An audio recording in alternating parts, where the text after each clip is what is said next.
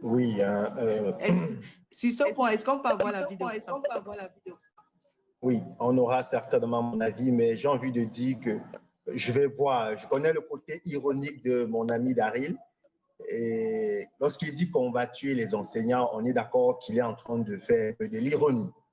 On ne va pas accorder du crédit à ce que Daryl dise dans ce côté-là en particulier, parce que je suis convaincu que, en fait, lorsqu'il utilise les termes « il faut tuer les enseignants », c'est question de vous démontrer à quel point c'est grave la situation dans laquelle nous passons actuellement. En fait, c'est ce qu'il faut comprendre. Mais à la question de savoir, est-ce qu'on va encore durer? Moi, j'ai souri. J'ai souri parce que, moi, je suis au Cameroun, hein, je suis au Cameroun, et si je veux aller en Guinée, c'est ici, hein, il me faut le visa. Je te dis ça juste comme ça en passant. Si je veux partir en Guinée, il dit là à côté, il me faut un visa. De telle sorte que si je... Ah, ok, d'accord, parce qu'en plus, c'est chez toi. Si je veux venir chez toi, il faut que j'ai un visa. Mais c'est la catastrophe. Est-ce que ça va encore durer? Bon, écoute, hein, qu'est-ce qui peut faire que les choses changent? Je ne veux pas que ce débat devienne un peu de politique, mais il faut comprendre que pour que les choses changent maintenant, ce que Daryl disait pour les enseignants tout à l'heure, il faudrait qu'on le fasse pour les dirigeants de manière globale dans l'Afrique francophone. Il faudrait que ça arrive pour les dirigeants de manière générale dans l'Afrique francophone. Ça veut dire quoi? Non pas qu'on les tue, mais qu'eux, ils prennent conscience qu'ils doivent passer la main, qu'ils doivent repenser leur propre pays, qu'ils doivent... Regardez ce qui se passe au Mali. Par exemple, je ne suis pas en train d'encourager ce qui s'y passe, mais les militaires ont pris le pouvoir finalement et ils sont en train de vouloir imposer une autre façon de voir l'Afrique. Et quand je dis ça, est-ce que ça va durer? J'ai envie de te dire oui. Et pour te dire oui, je vais te prendre un exemple, la guerre en Ukraine. Tu sais pourquoi jusqu'à présent, personne n'est allé arrêter Poutine, lui donner des coups, là, le taper comme un petit enfant? Je vais te dire pourquoi. Parce qu'il est fort. Parce qu'il a l'argent. Parce qu'il a le pouvoir. Mais nous, en Afrique, si on veut parler fort, ils vont nous faire taire avant qu'on ait commencé à parler. Est-ce que tu comprends ce que je dis? En fait, c'est ça la clé. Le seul moyen pour nous d'aller vite, effectivement, c'est que ce qu'on appelle ici au Cameroun, en Afrique en général, l'Union africaine est désormais une puissance réelle.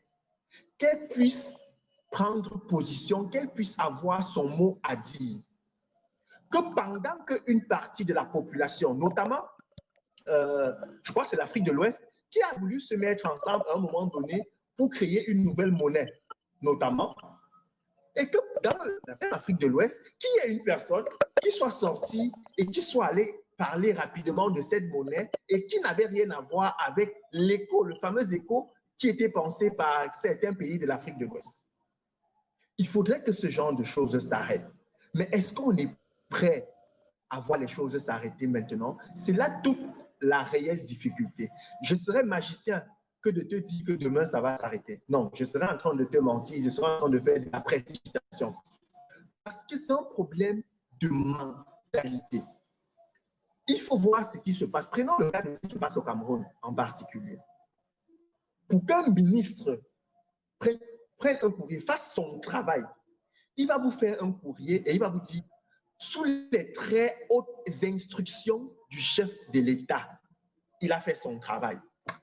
Je dis, le ministre, pour faire son travail à lui, doit prendre une note et doit parler sous très haute instruction du chef de l'État. Comme si le jour où on l'a nommé, il n'avait pas une feuille de route.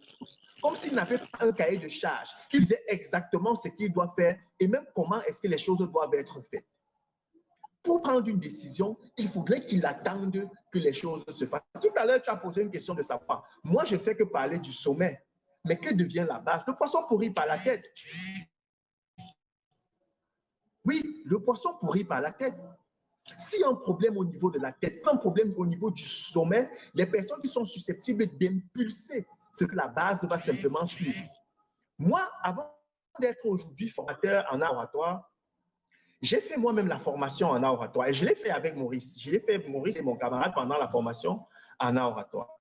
Et pendant cette formation, il fallait tenir le discours présidentiel. Et dans mon discours, tu sais quelle était ma position? Je vais te dire. J'étais le dictateur éclairé. Ça veut dire quoi? Ça veut dire que la position que moi j'adoptais en son temps déjà, c'est que pour sortir la tête de l'eau aujourd'hui, il faut un dictateur qui a une réelle vision. Il y a quelques temps, il y a un autre qui est mort, Muammar Kadhafi. On pouvait l'appeler dictateur, on pouvait l'appeler ce qu'on voulait, mais il fallait voir quelle était sa vision pour l'Afrique.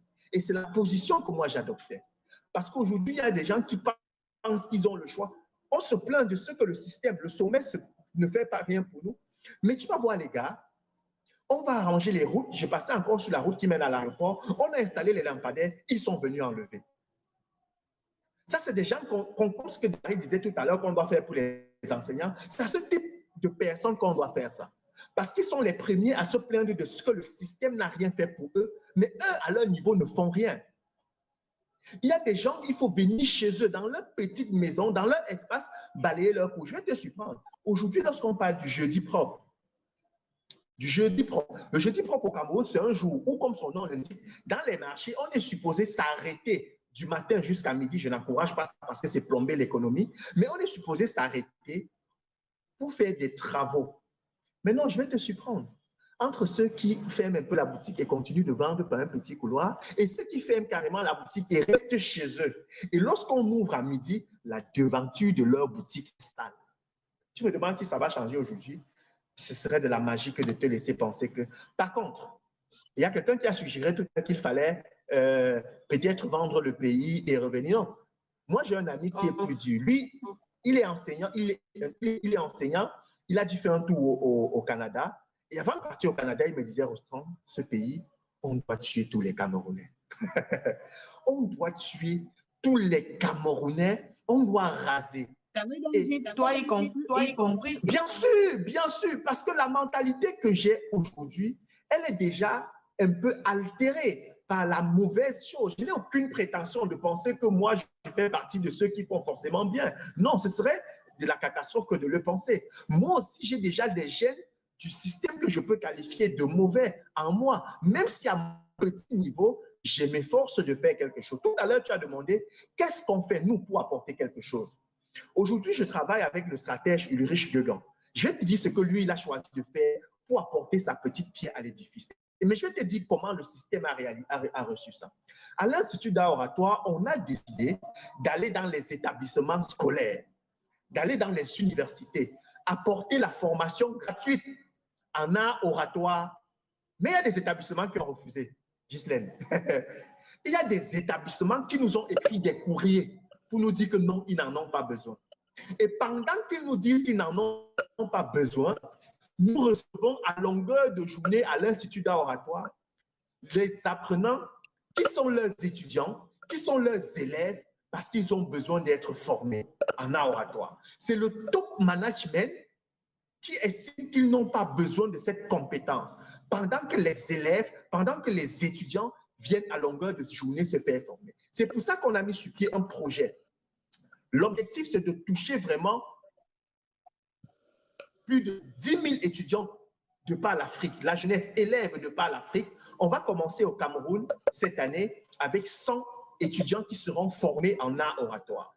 À côté des différents clubs qu'on met dans les lycées et collèges, notamment les clubs entrepreneuriaux, on veut mettre le club art oratoire juste dans les lycées. Cette fois-là, on est sûr que le petit qui sort du lycée va déjà acquérir la compétence et la capacité de mettre en avant ses connaissances, son savoir-faire et son savoir-être. Il aura déjà les outils, les codes. Celui qui ne sait pas parler aujourd'hui, c'est l'illettré. Quand je parle de parler, je ne dis pas celui qui sait dire quelques mots, non.